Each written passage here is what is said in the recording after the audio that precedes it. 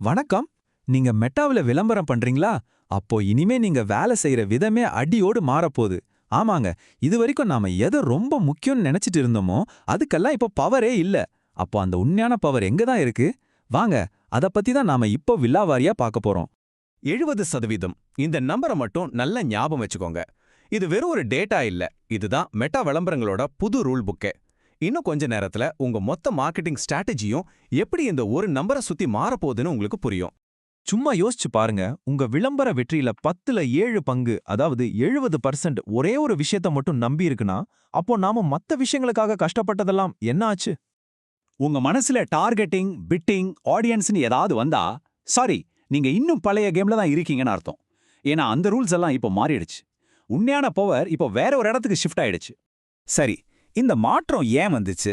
இதுக்கு பின்னாடி இருக்கிற டெக்னாலஜியை புரிஞ்சுக்கிட்டாதான் நாம என்ன செய்யணும்னு ஒரு கிளாரிட்டி கிடைக்கும். சோ, நம்ம முதல் பகுதி இலக்கு மட்டும் மாற்றம். நம்ம கண்ட்ரோல்ஸ் எல்லாம் ஏன் இப்ப காணாம போச்சுன்னு பார்க்கலாம். ரொம்ப சிம்பிளா சொல்லணும்னா, நீங்க மெட்டா கிட்ட போய் எனக்கு சேல்ஸ் வேணும்னு மட்டும் சொன்னா போதும், அதை யாருக்கு காட்டணும், எவ்வளவு செலவு பண்ணணும் எல்லாத்தையும் அதோட ஏஐயே பார்த்துக்கும்.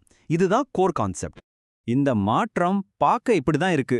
முன்னாடி நம்ம கவனம் ஆடியன்ஸ் ஃபிட் கிரியேட்டிவ்னு மூணா பிரிஞ்சிருந்தது. ஆனா இப்ப பாருங்க, தராசுல ஒரே ஒரு பக்கம் மட்டும்தான் வெயிட்டா இருக்கு. நம்ம கையில மிச்சம் இருக்கிற ஒரே ஒரு கண்ட்ரோல், ஒரே ஒரு நெம்புகோல், அது கிரியேட்டிவ் மட்டும்தான். இந்த அட்வான்டேஜ் பிளஸ் மாதிரி டூல்ஸ் எல்லாம் கொஞ்சம் கொஞ்சமா நம்ம கிட்ட இருந்து கண்ட்ரோலை எடுத்துக்கிச்சு. சரியான ஆடியன்ஸை கண்டுபிடிக்கிறதுல இருந்து பட்ஜெட்டை பிரிச்சு கொடுக்கறது வரைக்கும் எல்லாத்தையும் இப்போ ஏஐ தான் முடிவு பண்ணது. இதுக்கு என்ன அர்த்தம்னா, நம்மளோட நேரடி கட்டுப்பாடு இப்ப கிட்டத்தட்ட 0. இது ரொம்ப ரொம்ப முக்கியமான ஒரு வரி. அதாவது மெட்டா இப்போ நம்ம கொடுக்குற இன்ஸ்ட்ரக்ஷன்ஸை ஃபாலோ பண்றதை விட நம்ம விளம்பரத்துலேருந்து வர சிக்னல்ஸை புரிஞ்சுக்கிட்டு அதை ஆப்டிமைஸ் பண்றதுல தான் முழு கவனத்தையும் செலுத்துது.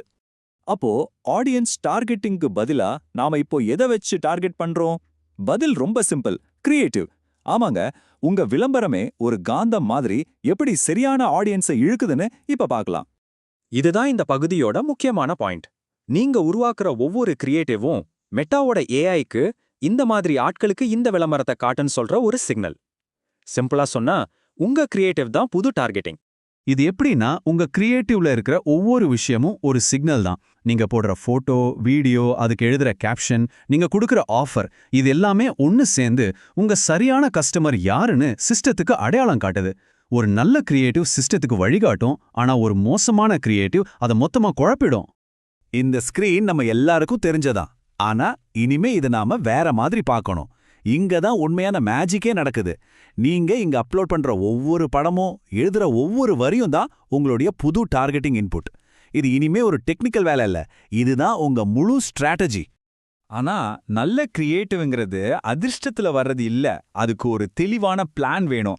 இந்த மாதிரி மக்களுக்கு வேல்யூ கொடுக்கற கண்டென்ட், அவங்களோட கனெக்ட் ஆகிற மாதிரி கண்டென்ட், அப்புறம் ப்ரொமோஷன்ஸ்னு ஒரு சரியான மிக்ஸ்ல உருவாக்கும் போது தான் அது அல்காரிதம்க்கு ஒரு பவர்ஃபுல்லான சிக்னல் அனுப்பும். சரி, இவ்வளவு மாற்றங்கள் நடக்கும்போது நாம எப்படி ஜெயிக்கிறது? எல்லாமே ஆட்டோமேஷன்னா அப்போ நம்ம வேலை தான் என்ன? கவலையே வேண்டாம். கண்ட்ரோலையும் ஆட்டோமேஷனையும் ஒன்னா சேர்த்து யூஸ் பண்ற ஒரு மாடர்ன் ஸ்ட்ராட்டஜியை பத்தி இப்ப பார்ப்போம். இனிமே இது மேனுவலா இல்ல ஆட்டோமேஷனான ஒரு விவாதமே தேவையில்லைங்க. உண்மையான வின்னர்ஸ் யாருன்னா, எப்போ எதை யூஸ் பண்ணணும்னு தெரிஞ்சு வச்சிருக்கிறவங்க தான். அந்த சீக்ரெட் என்னன்னு பார்க்கலாம் வாங்க. இது ரொம்ப சிம்பிளான ஒரு 3 ஸ்டெப் ப்ராசஸ் தான். முதல்ல மேனுவல் கேம்பெயின்ஸ் வச்சு எது ஒர்க் அவுட் ஆகுதுன்னு டெஸ்ட் பண்ணுங்க. அப்புறம் அதுல ஜெயிச்ச கிரியேட்டிவ்ஸை மட்டும் தனியா எடுத்துக்கோங்க. ஃபைனலா அந்த வின்னிங் கிரியேட்டிவ்ஸை அட்வான்டேஜ் பிளஸ் கேம்பெயின்ல போட்டு பெரிய அளவுல ஸ்கேல் பண்ணுங்க. சிம்பிள். இந்த டேபிள் இதை இன்னும் தெளிவா சொல்லும். மேனுவல் கேம்பெயின்ஸ் புதுசா ஏதாவது கத்துக்கிறதுக்கும் டெஸ்ட் பண்றதுக்கும் பெஸ்ட். ஆனா அட்வான்டேஜ் பிளஸ் கேம்பெயின்ஸ் ஏற்கனவே ப்ரூவ் ஆன விஷயத்த பெரிய அளவுல கொண்டு போய் சேல்ஸ் அதிகப்படுத்த பெஸ்ட். ரெண்டுமே வேற வேற வேலைகளுக்கு உண்டான டூல்ஸ். ஒன்னு மட்டும் நல்லா புரிஞ்சுக்கோங்க, ஆட்டோமேஷன்ங்கிறது ஒரு மேஜிக் இல்ல, அது ஒரு மெகாஃபோன் மாதிரி. நீங்க கொடுக்கற நல்ல விஷயத்த அது பெருசாக்கி காட்டும், அதே சமயம் கெட்ட விஷயத்தையும் பெருசாக்கி காட்டிடும். அதனால டெஸ்ட் பண்ணாத ஒரு கிரியேட்டிவா அதுல போடுறது உங்க பணத்தை நீங்களே வீணாக்குறதுக்கு சமம். கடைசியா, இந்த புது ஆட்டோமேஷன் உலகத்துல ஒரு மார்க்கெட்டரா உங்க ரோல் என்ன? நீங்க இனிமே யாரு? அத பத்தி தான் இப்ப பார்க்க போறோம். இந்த முழு பகுப்பாய்வோட மொத்த சாராம்சமே இந்த ஒரு வரிதான். டார்கெட்டிங், ஃபிட்டிங்னு எல்லாமே ஆட்டோமேட் ஆயிடுச்சு. இப்போ உங்க கையில இருக்கிற ஒரே கண்ட்ரோல், ஒரே பவர் உங்க கிரியேட்டிவிட்டி மட்டும்தான். அப்போ உங்க புது வேலை என்ன? வேகமா விதவிதமான கிரியேட்டிவ்ஸை உருவாக்கணும். சிஸ்டத்துக்கு நல்ல குவாலிட்டியான சிக்னல்ஸை ஃபீட் பண்ணணும். சின்ன சின்ன கலர் மாத்திரதை விட்டுட்டு தைரியமா பெரிய கான்செப்ட்ஸை டெஸ்ட் பண்ணணும். முக்கியமா ஆடியன்ஸ்க்கு போர் அடிக்கிறதுக்கு முன்னாடி 4 வாரத்துக்கு ஒரு முறை கிரியேட்டிவ்ஸை புதுப்பிக்கணும். இதுதான் இப்போ புது கேம். உங்க வெற்றியிலே 70% இப்போ உங்க கிரியேட்டிவிட்டியை மட்டும்தான் நம்பியிருக்கு.